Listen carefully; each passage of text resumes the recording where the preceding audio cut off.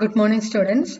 So in the last two videos, we had learned computer generations and different types of computers, what is bit, what is byte, what is word, and different components of computer, right? CPU we have seen, and some memory unit of also we have seen.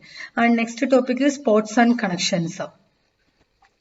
Ports and connections are like a physical docking point. How you are connecting your external device into your system with the help of the port. So port is known as the interface between computer and the external devices. So these are the different types of ports. So this is the port for keyboard and this is the port for mouse. And these two ports are known as PS2 port. And this is USB port, and this is the port for your network. That network wire is connecting to here. This is known as Ethernet port. And this is the port for your modem. Modem will be connecting to here, and this port is known as serial port. And this is known as VGA port, is used for monitor connection. And this is the port for printer. It is known as LPT1 port. And this is for speaker and microphones. And this is for game port. This is for joystick. It's known as game port. So ports are like a interface between the external devices and your computer. So next topic is input devices. Input devices we all know, right? What are the input devices? Your keyboard is input device, your joystick is input device, your mouse is input device. These all are the input devices, right? Why we need input device? To take the input from the user to the computer. We need input devices. So we'll see some examples here. So main input devices are keyboard, mouse, joystick, light pen, trackball, scanner, graphic tablet, microphone, magnetic ink card reader, optical character reader, barcode generator, and optical mark reader. These all are different types of input devices. So if you take keyboard, through keyboard only you can give your data to the computer, right? So input device which helps to input data to the computer. So keyboard, there are different types of keys. There are typing keys. The all letters, A to Z letters are there with a 0 and digit keys also there, right? 0 to 9. These are known as typing keys. And numeric keyboards are there. Only for 0 to 9. Only for 0 to 9, right? That is known as numeric keyboard. Function keys are there. There are 12 function keys. And control keys are there. What are the control keys? Control keys are delete is there, insert is there, home is there, and page up, page down, control is there. These all are your control keys. And next type of keys are special purpose keys. Special purpose keys are enter, shift, caps lock, or print screen, tab, space bar. These all are special purpose keys. And next input device is mouse. What is the use of mouse? To pointing device, right? See, I'm pointing here. So used to control the position of the cursor on the screen. So here I can position my cursor, right? I'm keeping my cursor on this mouse figure, this picture, right? So with the help of the mouse only, I'm able to position the cursor. Next one is joystick. Joystick also a pointing device used to move the cursor position on a monitor screen. Light pen. Light pen also one pointing device used to select a displayed menu item or draw pictures on the monitor screen, and it consists of photocells and an optical system placed in a small tube. And working of light pen is like this tip of the light pen is moved over the monitor screen and the pen is pressed. Its photocell sensing element detect the screen location and send the corresponding signal to the CPU. This is the working of light pen. Next topic is output devices. Why we need output devices? Output devices we need to with the help of input devices, your input is given to system, right? And CPU will be processing this data. After processing data, how we are seeing your output? With the help of the output devices, right? So there are different types of output devices. First one is monitor. Monitor, like suppose your input is R2 R2 numbers. So those numbers are 5 and 6. With the help of keyboard, you are giving 5 and 6, and the CPU will be processing 5 plus 6. After that, you need to see the output 11, right? So with the help of the monitor, you can see the output. Or if you use the printer, you can print that output to the page or one paper. So printer also one output device. Or how you are listening your music with the help of the headphone, right? Or with the help of speaker. Or these all are output devices. And monitor. So one example for output device is monitor, is also known as visual display unit, and there you can see the outputs, and it forms images from tiny dots. These tiny dots are known as pixels, and the sharpness of the image depends on the number of pixels. And there are two kind of screens, cathode ray tube and a flat panel display. So the main difference is cathode ray tube is they consume more power than LCD, and the cost of CRT is less than LCD, and CRT is faster than LCD in terms of response, and CRT size is very large, and image flickering is there in CRT but it's not there in the LCD, and CRT resolution is lower than LCD, and CRT is used only in personal computers, but this LCD can be used in laptop or cellular phone, whatever. So computers in a network. What is computers in a network? Like what is network? Right? Different computers are connected together, right? That is known as network. So network consists of two or more computers that are linked in order to share resources. And these computers on a network may be linked through cables. How these computers are connected? Through cables they can connect, through telephone lines they can connect, through radio waves, or through infrared light beams, or through satellite. So through these things computers can connect, and this connection is known as many computers connected together is known as network. And two very common types of networks are LAN and wide area network. What is LAN? Local area network. One is wide area network. The main difference is LAN covers small area, WAN cover large geographical area. That is the main two difference. Then LAN's ownership will be private. WAN's ownership can be private or public. And the speed of the LAN is high because very small area, right? And speed of the WAN is not high but slower than LAN. And the propagation delay means how much time it takes to from source to destination. The delay also short in LAN, but compared to LAN, that delay is long for WAN. And congestion means that how many data will be there in one particular route. That is less congestion in LAN, but WAN it is more congestion. And fault tolerance also less in LAN, but in WAN it will be more fault tolerance. And design and maintenance is easy in LAN, and WAN design and maintenance is not easy. And LAN operates on the principle of broadcasting, and WAN works on the principle of point-to-point.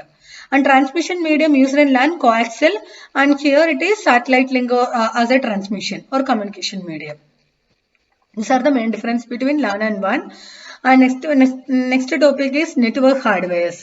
There are 5 categories of network devices.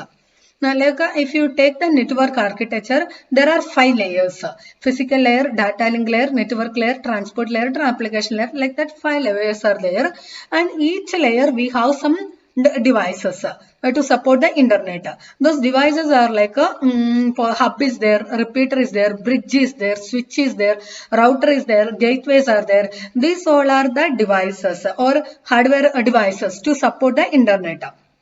So we'll see each in detail. First one is hub. Hub is working in the physical layer. And hub is a physical layer networking device used to connect computers in a LAN. This is hub.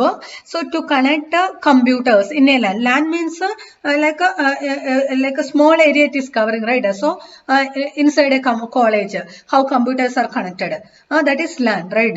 And how these computers are connected to with the help of this hub only. So this is a pictorial representation. There are 3 in my area. I have 3 computers. In my house, I have 3 computers. How to connect these 3 computers? So with the help of hub, I can connect these 3 computers to make a LAN. So hub is a multi-port repeater used in star wired or tree LANs. That I will explain later. And next device is repeater. Repeater connects segments of a LAN. There are one LAN here, one LAN here. How to connect these 2 LANs? With the help of repeater, I can connect 2 LANs. Next one is switch. Switch generally have more intelligent role than hub. But it is Switch is similarly like a hub, but it is more intelligent. What is more intelligent? I'll explain. See, this is hub, right? To connect these three devices. Suppose this device name is A, this device name is B, this device name is C. C wanted to send some data to A. So C will be sending data to hub. Hub will be sending data to A and B. But it doesn't know where is the destination. It will send to all other side. So A and B both will receive the data, but B will discard because it is not for B. So after receiving, B will discard, A will accept that data. But coming to switch, here also this switch will be used. We are using switch to connect these three devices, and this C is sending data to A, but this hub is not sending data to B. Hub can understand what is the destination address. So hub will take the data from C and forward the data only to A. That is switch. It has more intelligence than hub. Hub will not understand where is the destination. It will forward to all other computer. But switch will not forward to all other computer. It will forward only to the destination computer. So that's why switch has more intelligent role than hub. Next one is router. Router used to connect two networks together. Such as if you have two LANs, how to connect these two LANs? That is with the help of router. And router can calculate the best route. So like suppose if you have A to C, you have to send data from A to C, and there are many routes. Router can identify which route is best to send the data from A to C. That is the advantage of router. So router is used to connect your private home network to the ISP's network. So private network to one, it is router. Next one is bridge. Bridge is also a repeater, and the one add-on functionality of bridge is reading the MAC address of source and destination, and it is also used to interconnect two LANs. The main advantage of bridge is it can store and forward the data. Bridge is receiving the data, and if it is saying the destination route is very much congested, it will not send the all data together. It will store and forward. That is bridge, and it is like a repeater, but only one add-on functionality of filtering the content by reading the MAC address of source and destination. So these are the different types of network devices. There are 5 categories of network devices. Hub is there, repeater is there, bridge is there, router is there, gateways are there. These are the 5 different types of network devices. Next topic is software. Software, what is hardware? Before going to software, you tell me what is hardware. Hardware is tangible devices, right? What you can touch and feel, that is hardware. So your mouse, your keyboard, all are hardware, your printer. But then what is software? Software you cannot touch and feel. It is intangible devices, right? Intangible things, not devices, intangible things. That is software. Before going to software, you tell me what is instruction. Instructions is one line thing, right? Using instruction, you can give command. It is a command to the computer. So, and set of instruction is one program. Set of program is one software. So, software is instructions that tell a computer what to do. And set of instruction that direct a computer hardware to perform a task is called a program or software program. And it is intangible. And there are different types of software. There are application software and system softwares. Then what is the difference between application software and system softwares? Application software, okay. In your system, you have games, right?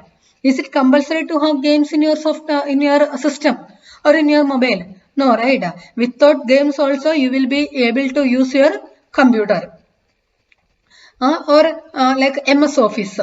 Is it compulsory to have MS Office in your laptop? Not compulsory, right? Without MS Office also, you can use your computer. So those things are known as application software. Application software used by user to perform specific task.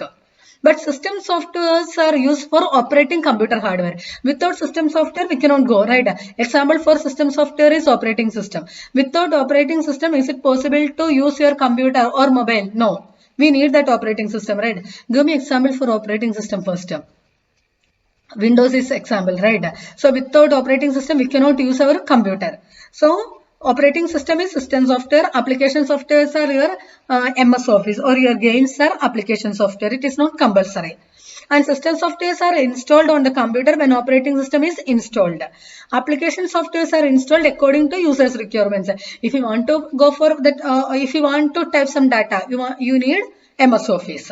Otherwise, you don't want, right? If you only want to view the movies, it's not required to have MS Office. In general, user does not interact with the system software because it works in the background. But we are interacting with the application software. To type the data, we are interacting with the MS Office Word, right? And system software can run independently. Application software cannot run independently.